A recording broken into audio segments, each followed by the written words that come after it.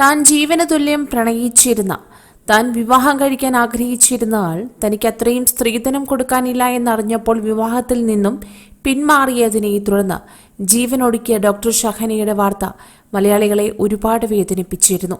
ഇതിന്റെ പേരിൽ പ്രതിശ്രുത വരനാകാനായിരുന്ന doctor റുവൈസിനെ police arrest ചെയ്യുകയും ചെയ്തിട്ടുണ്ട്.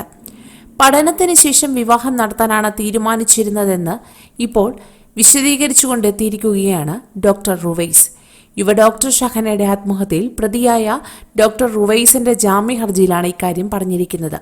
എന്നാൽ വിവാഹം ഉടൻ വേണമെന്ന് ഷഹന വാശി പിടിക്കുകയായിരുന്നു. അത് പറ്റില്ലെന്ന് പറഞ്ഞിരുന്നുവെന്നും ഡോക്ടർ റുവൈസ് ജാമ്യ ഹർജിയിൽ പറയുന്നു. റുവൈസിന്റെ ഹർജിയിൽ കോടതി സർക്കാരിന്റെ വിശദീകരണം തേടി. റുവൈസിന്റെ ഹർജി കോടതി തിങ്കളാഴ്ച പരിഗണിക്കും. കഴിഞ്ഞ ദിവസം ജാമ്യ ഹർജി തള്ളിയിരുന്നു. ഇതിന് പിന്നാലെയാണ് വീണ്ടും ജാമ്യ ഹർജിയുമായി റുവൈസ് രംഗത്തെത്തിയിരിക്കുന്നത്.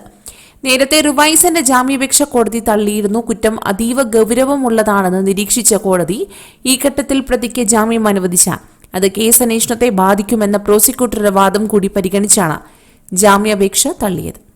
അവരുടെ സ്ത്രീധന മോഹം മൂലം എന്റെ ജീവിതം അവസാനിപ്പിക്കുന്നു.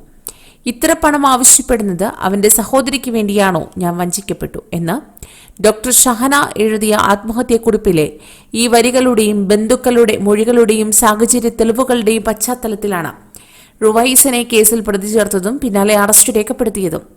ആത്മഹത്യക്കുറിപ്പിൽ റുവൈസിന്റെ പേരില്ലെന്നായിരുന്നു ആദ്യഘട്ടത്തിൽ പോലീസ് പറഞ്ഞിരുന്നത്.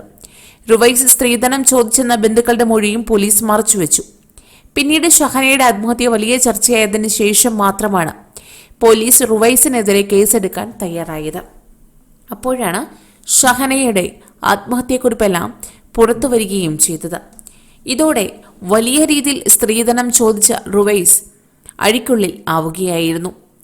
150 പവൻ സ്വർണവും അതുപോലെ തന്നെ 50 ലക്ഷം രൂപയും അതുപോലെ BMW കാറുമായിരുന്നു റുവൈസ് ചോദിച്ചിരുന്നത്. ഇത് നൽകാൻ കഴിയില്ല എന്നും 50 പവൻ സ്വർണവും 50 ലക്ഷം രൂപയും കാറും നൽകാമെന്ന് ഷഹനയുടെ വീട്ടുകാർ പറഞ്ഞിരുന്നു. എന്നാൽ ഇത് ഉൾക്കൊള്ളാൻ റുവൈസിനായില്ല. അങ്ങനെയാണ് വിവാഹത്തിൽ നിന്നും പിന്മാറിയത്. വിവാഹത്തിൽ നിന്ന് പിന്മാറരുതെന്നും താൻ ജീവന തുല്യം സ്നേഹിക്കുന്ന ആളല്ലേ എന്നും അതുകൊണ്ട് തന്നെ വിവാഹം കഴിക്കണമെന്നും ഇല്ലെങ്കിൽ തനിക്ക് ജീവിക്കാൻ കഴിയില്ല എന്നും ഷഹന പറഞ്ഞിരുന്നുവെങ്കിലും ആ മെസ്സേജ് പോലും ഡിലീറ്റ് ചെയ്ത് ഇയാൾ ഷഹനയെ ബ്ലോക്ക് ചെയ്യുകയാണ് ചെയ്തത്. ഇതിന്റെ മനോവിഷമത്തിലാണ് ഷഹന ഈ ലോകത്തോട് വിട പറഞ്ഞത്. കൂടുതൽ വാർത്തകൾക്കായി ഈ ചാനൽ സബ്സ്ക്രൈബ് ചെയ്യുക.